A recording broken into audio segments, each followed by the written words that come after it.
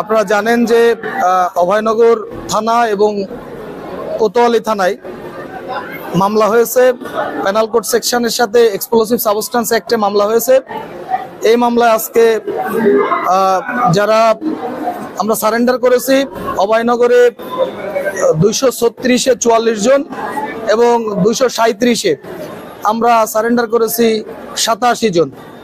মোট হচ্ছে ওখানে আমরা সারেন্ডার করেছি। আর আমাদের যশোরে একটি মামলা GR 960, এই GR 960-এ আমরা আজকে সারেন্ডার করেছি 22 জনকে। এই তিনটি মামলাই একই নেচারের মামলা তিনটিতে দেখা যায় যে হচ্ছে পেনাল কোড সেকশনের সাথে বিস্ফোরক আইনের যে মামলা দিয়েছে। আপনারা জানেন 2018 সালে ঘটনা উল্লেখে মামলা হয়েছে। 2018 সালে ঘটনা উল্লেখে যে মামলা হয়েছে সেই মামলায় কোনো জব্দ তালিকা নাই, সিজার লিস্ট নাই। এভিডেন্স অ্যাক্টের 80 মতে প্রাসঙ্গিক দলিল হিসেবে মামলা সবচেয়ে গুরুত্বপূর্ণ সেটি হচ্ছে যে জব্দ তালিকা।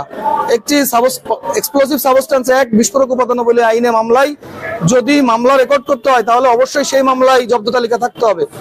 পুলিশ যে মামলা করেছে সেই মামলায় রেকর্ড হয়েছে, সেই মামলায় কোনো জব্দ তালিকা নাই। তৎপরবর্তীতে যে মামলাগুলো হয়েছে প্রত্যেকটি মামলায় দেখা যায় পেনাল কোড সেকশনে মামলা আছে, সেই মামলায় 323 বা 324-25-এর মতো ধারার উল্লেখ আছে, কিন্তু সেখানে কোনো মেডিকেল সার্টিফিকেট নাই। তো দীর্ঘ 5 বছর 6 বছর পরে এসে একটি মামলার ঘটনা উল্লেখে মামলা হয়েছে, যে মামলাগুলোই দেখা যায় যে মিথ্যা ভিত্তিহীন। আমরা এই মামলায় আমরা সারেন্ডার করেছি, যেহেতু বিস্ফোরক উপাদানাবলী আইন থাকার কারণে মামলায় আমাদেরকে জামিন প্রদান করে নাই বিজ্ঞ judicial magistrate, senior judicial magistrate. আমরা এই মামলায় জজ কোর্টে যাব, আমরা আশা করি প্রত্যাশা করি ন্যায় বিচার পাবো।